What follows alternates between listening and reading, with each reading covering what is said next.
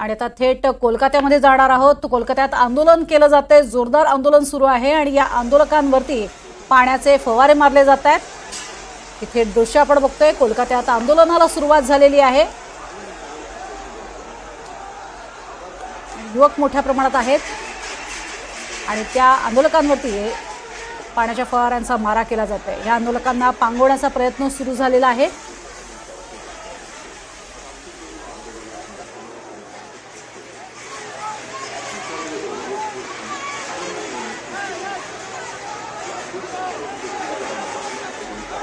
कोलकात्यात ही थेट दृश्य बघतोय। कोलकात्यात आंदोलन सुरू आहे आणि आंदोलनकारी हे जे युवक आहेत, या युवकांना पांगवण्यासाठी सध्या त्यांच्यावरती पाण्याचा फवारा मारला जातोय। बलात्कार आणि हत्ये प्रकरणी हे आंदोलन होते। कोलकात्यातील ही घटना ताजी असताना आता अतिशय आक्रमक झालेले हे तरुण सध्या आपण पाहतोय, जे इथे जोरदार निदर्शनं करतायत। कोलकात्यातील रुग्णालयातील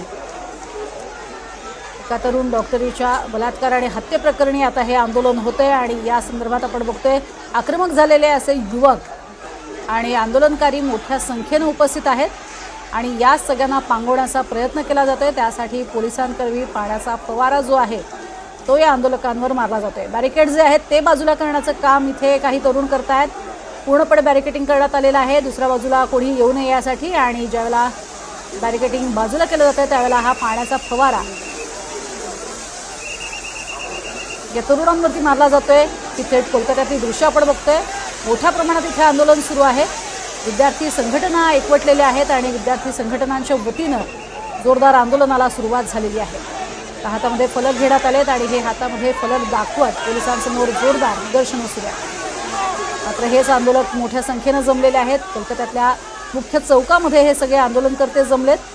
ते बाजूला हटायला तयार नाही आहेत आणि उलट लावलेले बॅरिकेडिंग हटवण्याचं काम सुद्धा होतंय आणि म्हणूनच या आंदोलनकर्त्यांवरती जोरदार असा पाण्याचा फवारा मारला जातोय।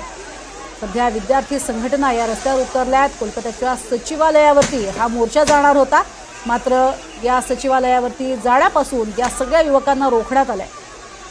त्यांना बाजूला करण्यासाठी म्हणून हा पाण्याचा फवारा त्यांच्यावरती केला जातोय। आंदोलकांना पांगवण्याचं काम या माध्यमातून आपण बघतोय केलं जाते। कोलकात्यातली ही दृश्य आहेत, अतिशय आक्रमक पद्धतीनं तरुण हे रस्त्यावरती उतरलेले आहेत। विद्यार्थी संघटनांचे हे सगळे विद्यार्थी आहेत, त्यामुळे तरुणांची संख्या मोठ्या प्रमाणात पाहायला मिळते। मुख्यमंत्री ममता बॅनर्जी यांच्या राजीनाम्याची मागणी या सर्व आंदोलनकर्त्यांची आहे।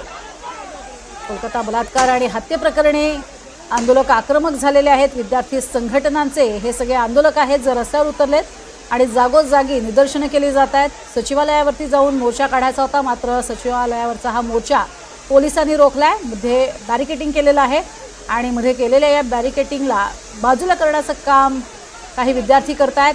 या विद्यार्थ्यांना पांगवण्यासाठी त्यांच्यावरती पाण्याचा फवारा केला जातोय। मुकेश सिंग सेंगर आमचे प्रतिनिधी सध्या आपल्यासोबत या संदर्भात माहिती देण्यासाठी असणार आहेत, जे कोलकात्यातून थेट आपल्याला या सगळ्या घडामोडींवरचे अपडेट देऊ शकतील।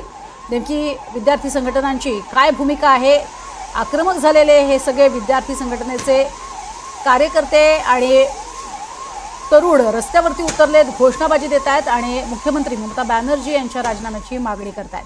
अधिक माहिती घेऊयात, विनोद तळेकर आमचे प्रतिनिधी आपल्या सोबत आहेत। विनोद, काय अधिक माहिती?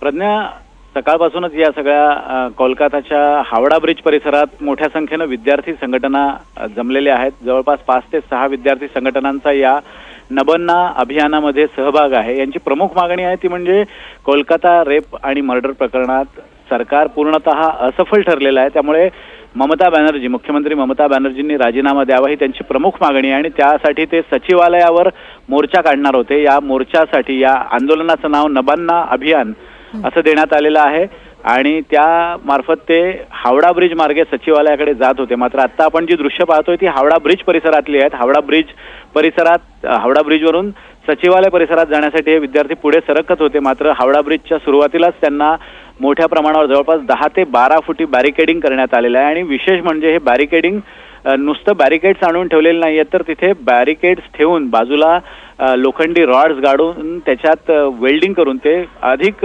मजबूतीनं तिथे उभे केलेले आहेत, जेणेकरून विद्यार्थ्यांचा रेटा तिथेच रोखला जाऊ शकतो. आणि आता आपण जी दृश्य पाहतोय, वॉटर कॅनन म्हणजे पाण्याचा फवारा मारून या विद्यार्थ्यांना पांगवण्याचे प्रयत्न पोलिसांनी सुरू केलेले आहेत. काही वेळापूर्वी बॅरिकेडिंग तोडून हे विद्यार्थी आत घुसण्याचा प्रयत्न करत होते. हावडा ब्रिज परिसरात मोठ्या प्रमाणावर पोलीस बंदोबस्त तैनात करण्यात आलेला आहे. जवळपास 6,000 पोलीस कर्मचारी या सगळ्या बंदोबस्तात आहेत. त्याचबरोबर 27 ते 28 बडे वरिष्ठ अधिकारी पश्चिम बंगालमधले, कोलकात्यातले तिथे फील्डवर आहेत. आणि एकूणच 6 ते 7 विद्यार्थी संघटना आणि त्यांचा रोष लक्षात घेता पोलिसांनी चोख बंदोबस्त ठेवला. मात्र विद्यार्थी ऐकायला तयार नाहीत. अखेर अश्रुधूर आणि वॉटर कॅनन याचा वापर करून या विद्यार्थ्यांना पांगवण्याचे प्रयत्न सध्या सुरू आहेत. पण विद्यार्थी आपल्या मागणीवर ठाम आहेत. अजूनही ते त्याच परिसरात विद्यार्थी इतस्ततः फिरताना दिसत आहेत. काही वेळात पुन्हा एकदा विद्यार्थी जोर मारून या हावडा ब्रिजवर प्रवेश करण्याचा प्रयत्न करतील. पोलीस पूर्णतः सज्ज आहेत. कशा पद्धतीने हे आंदोलन पुढे वळण घेतं ते पाहणं महत्त्वाचं ठरणार आहे. आपल्याला माहिती आहे की 8 आणि 9 ऑगस्ट रोजी कलकत्त्यात आरजी कार मेडिकल कॉलेजमध्ये जो प्रकार झाला होता त्या विरोधात गेल्या 15 ते 20 दिवसांपासून मोठा रोष कोलकाता आणि पूर्ण पश्चिम बंगालमध्ये आहे. आणि त्या सगळ्याचा आता परिणाम जाणवू लागलेला आहे. विद्यार्थी आता मोठ्या संख्येने तिथे जमलेले आहेत. कामगार सुद्धा या सगळ्या आंदोलनात सहभागी झालेले आहेत. नबन्ना इथं ते आज त्यांनी मोर्चाची घोषणा केली होती आणि पोलीस त्यासाठी तयार होते. जिथे मुख्यमंत्री ममता बॅनर्जी आणि इतर मंत्री तसंच अधिकारी बसतात अशा सचिवालयात म्हणजे मंत्रालय ज्याला आपण म्हणतो त्या परिसरात जाण्यासाठी विद्यार्थी पुढे सरकताना दिसत आहेत. 5 ते 6 विद्यार्थी संघटना, कामगार संघटना या सगळ्यांचा या नबन्ना आंदोलनात सहभाग आहे. अगदी सगळ्यात महत्त्वाचा विनोद, ही सगळी पार्श्वभूमी लक्षात घेत सरकारनं सुद्धा काळजी घेतली होती असं लक्षात येते. कारण हावडा ब्रिज सुद्धा सील केलेला होता आणि 6,000 पोलीस कर्मचारी सध्या तैनात आहेत असंही कळतंय. कल्पना होतीच सरकारला पूर्णतः कल्पना होती, कारण 2 दिवसांपूर्वी या नबन्ना अभियानाची घोषणा विद्यार्थी संघटना आणि कामगार संघटनांनी केली होती. त्यामुळे पोलीस प्रचंड फौजफाट्यासह तिथे तैनात आहेत. आपण जर दृश्यांमध्ये पाहू शकत असू तर पोलीस इतक्या संख्येने आहेत की तिथे अक्षरशः पोलीस छावणीचं स्वरूप प्राप्त झालेलं आहे. 7 मार्गांवर ही बॅरिकेडिंग करण्यात आलेली आहे. 6,000चा हा फौजफाटा आहे. जवळपास 19 ठिकाणी बॅरिकेड्स लावलेले आहेत. 21 ठिकाणी डीसीपी तैनात आहेत. स्वतः डीसीपीच्या अंडर या सगळ्या सुरक्षा यंत्रणा काम करतायत. त्याचबरोबर टेहाळणीसाठी ड्रोनची मदत घेतली जाते. वॉटर कॅनन असेल किंवा वज्र वाहन आहेत, क्विक रिस्पॉन्स टीम आहेत, QRT किंवा दंगल नियंत्रण पथक आहे, या सगळ्यांची तिथे तैनाती करण्यात आलेली आहे. आणि प्रामुख्याने या विद्यार्थ्यांना थांबवण्याचे प्रयत्न सुरू आहेत. आणि 5 ते 10,000 विद्यार्थी सध्या त्या परिसरात आहेत आणि अजूनही मोठ्या संख्येने विद्यार्थी आणि कामगार तिथे जमतील अशी एक शक्यता पोलीस विभागाकडून व्यक्त केली जाते.